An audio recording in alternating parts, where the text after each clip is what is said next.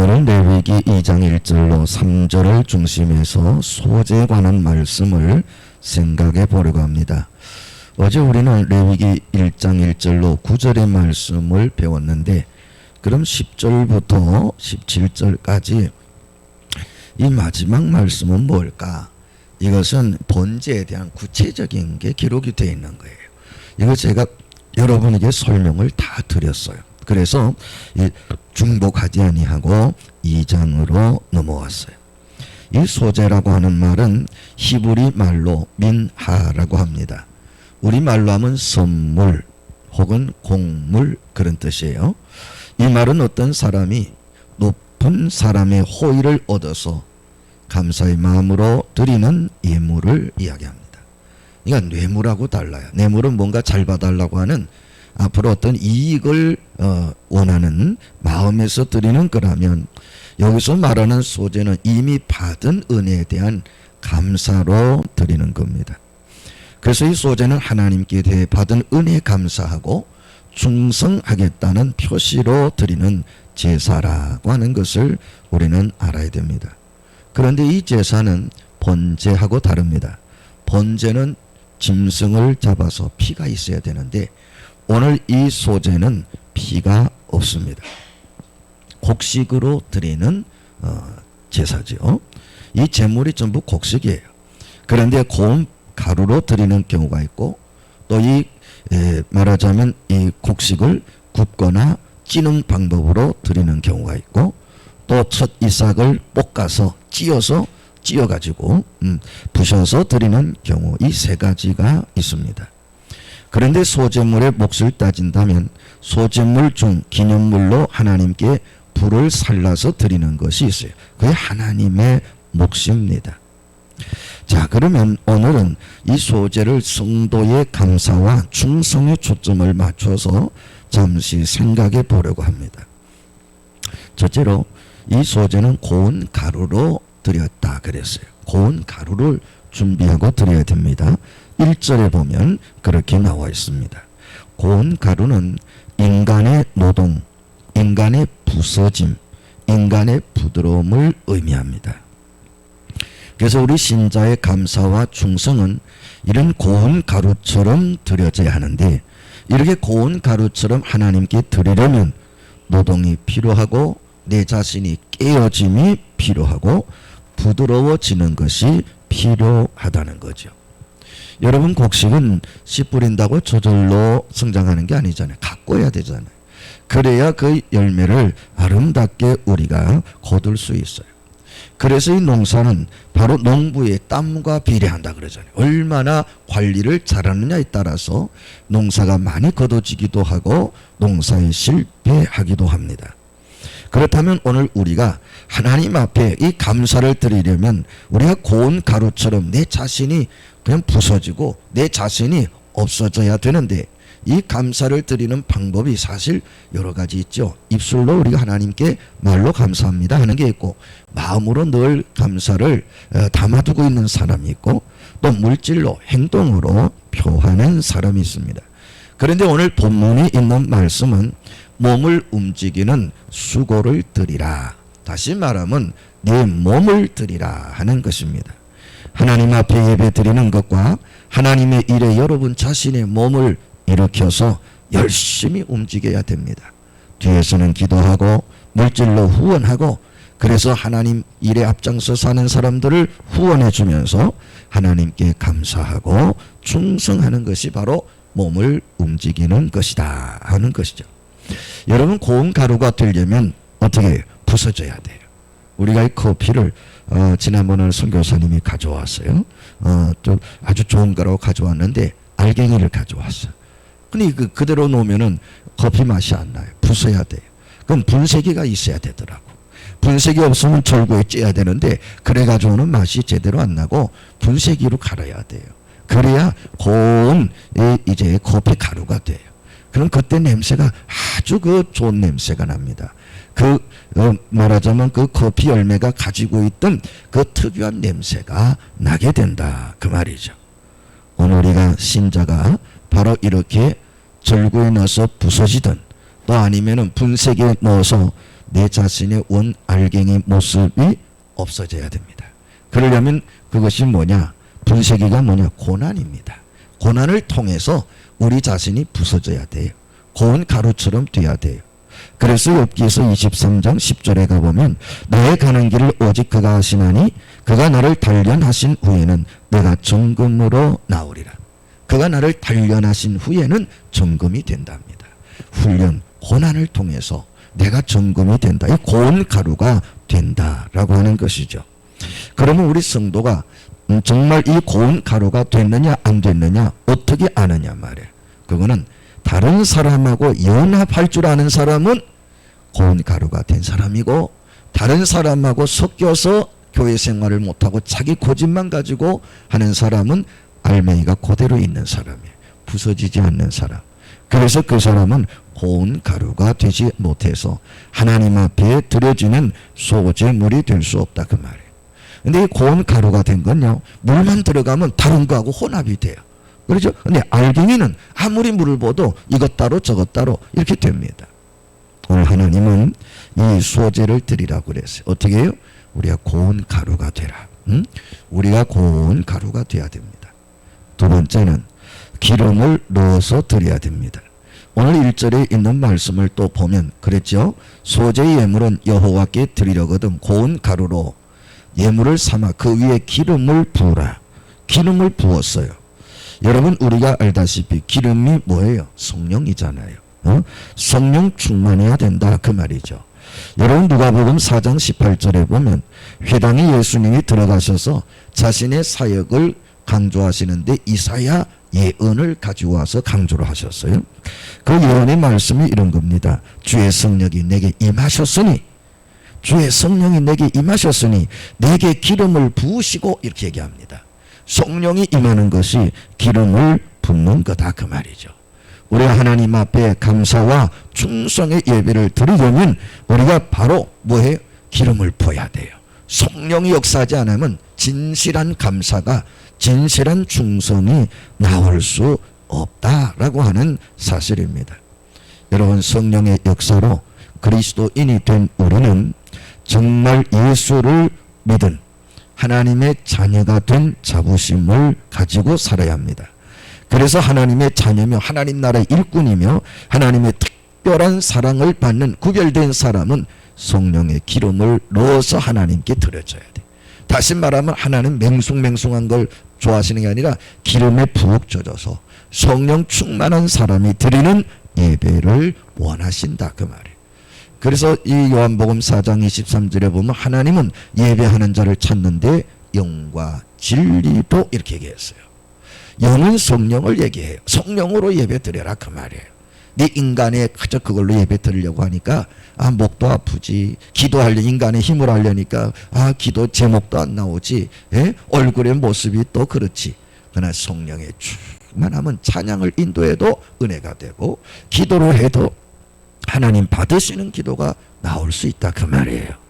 그러므로 우리는 정말 기름이 부어져서 하나님이 기뻐하시는 감사와 충성의 예물을, 제사를 드리는 여러분이 되시기 바랍니다.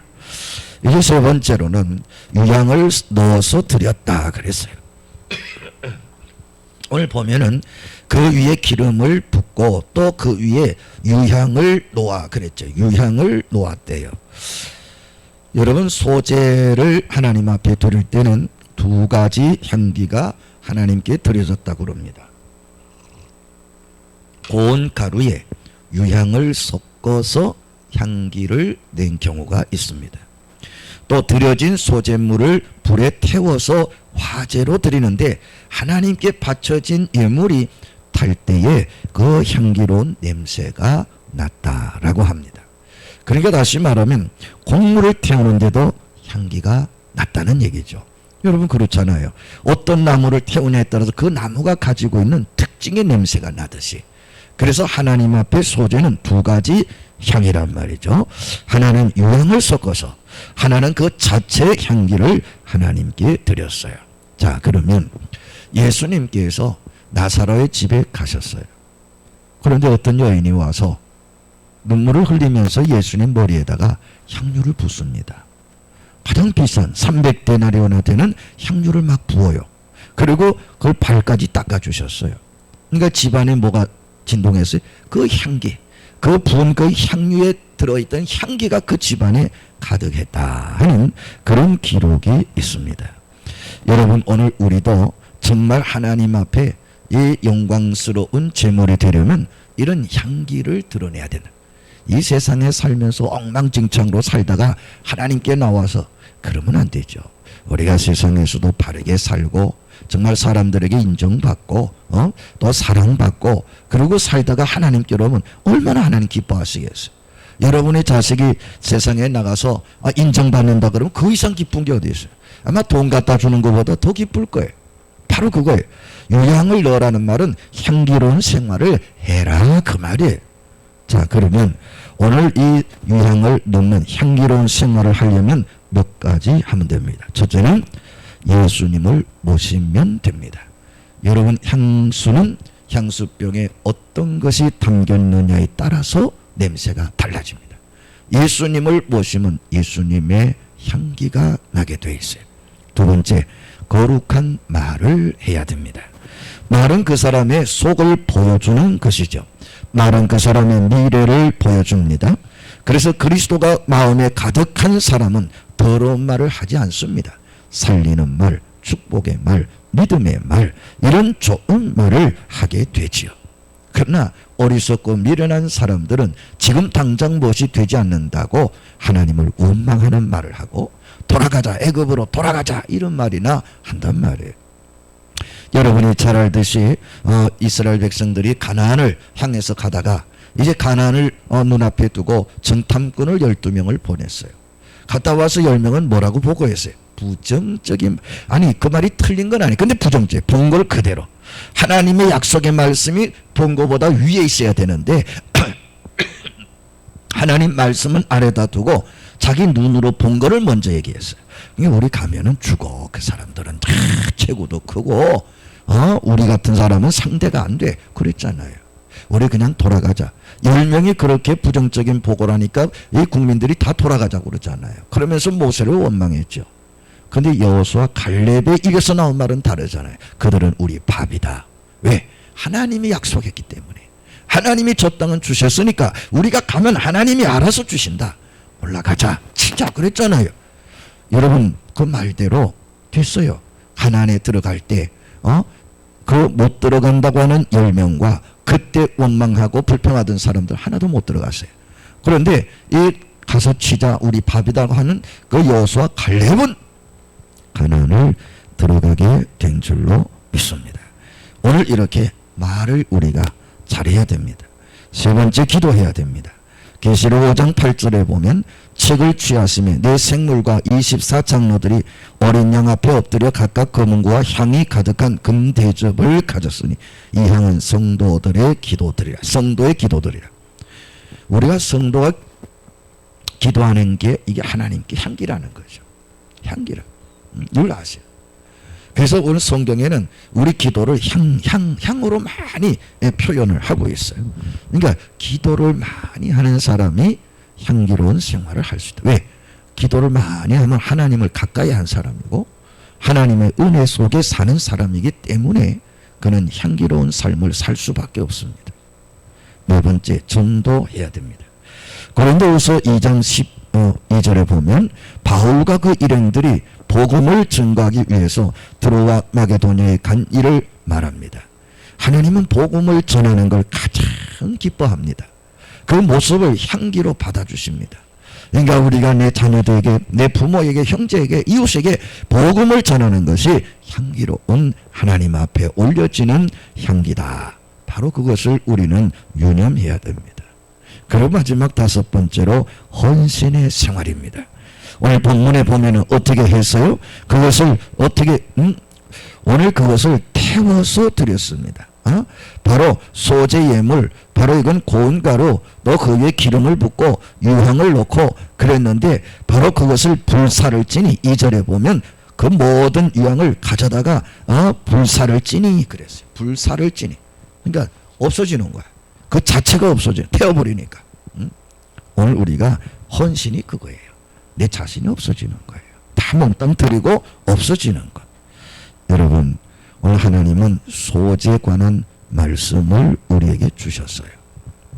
여러분이 소재는 정말 하나님 앞에 피의 제사가 아니라 곡식의 제사다. 고운 가루 또 유향이 들어가야 된다 하는 걸 배웠습니다. 오늘 한날도 여러분이 하나님 앞에 소재를 드리는 마음으로 여러분이 최선을 다하셔서 하나님 앞에 향기로운 삶을, 이 세상 사람들에게도 모범적인 삶을 살아가는 여러분이 되기를 주의 이름으로 축원합니다. 기도합시다. 아버지 하나님 감사합니다. 하나님께서 지난 밤새 이 나라의 앞으로 5년을 책임질 대통령의 투표, 그것을 개표할 수 있도록 하나님 도와주시고 큰 불상사 없이 개표가 잘 이루어지게 하심을 감사합니다. 이제 아버지 하나님, 내가 선택했든 안 했든 이 나라의 지도자가 결정이 됐습니다.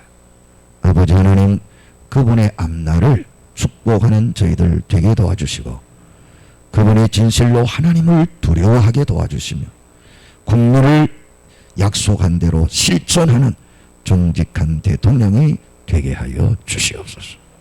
그를 찍지 않은 또 많은 사람들을 포용하고 아량으로 품고 갈 수 있도록 우리 주님이 역사하여 주시옵소서. 이 나라가 새로운 희망을 하나님 주셨으며 이 일을 해나가는 데 있어서 혹 장애물이 있을지라도 잘 넘어가도록 인도해 주시옵소서. 우리 아버지 하나님, 오늘은 특별히 우리가 소재에 대한 말씀을 배웠습니다. 우리가 하나님 앞에 5가지 예배를 드려야 되는데 오늘은 소재를 드리자라고 했습니다. 하나님께 드려지는 곡물의 제사, 이것도 내 자신이 완전히 없어지는, 빠져야 되고 또 성령의 기름이 부어져야 되고 또 우리 하나님이 기뻐하시는 향기를, 유향을 넣어야 된다라고 했습니다. 내 자신이 완전히 부서지지 아니하고는 하나님이 기뻐하지 않는 줄 압니다. 아버지요, 오늘도 우리를 인도해 주시고 앞으로 나날 우리가 하나님께 드려지는 예배는 소재, 성경에 기록된 소재 같은 예배를 드리게 하여 주시옵소서. 코로나로 어려움당하는 분들을 주님이 치료해 주시고 속히 하나님 코로나의 이 모든 어려움에서 전 세계가 벗어나게 해 주시옵소서. 예수님의 이름으로 기도하옵나이다. 아멘. 하늘에 계신 우리 아버지여, 이름이 거룩히 여김을 받으시오며 나라의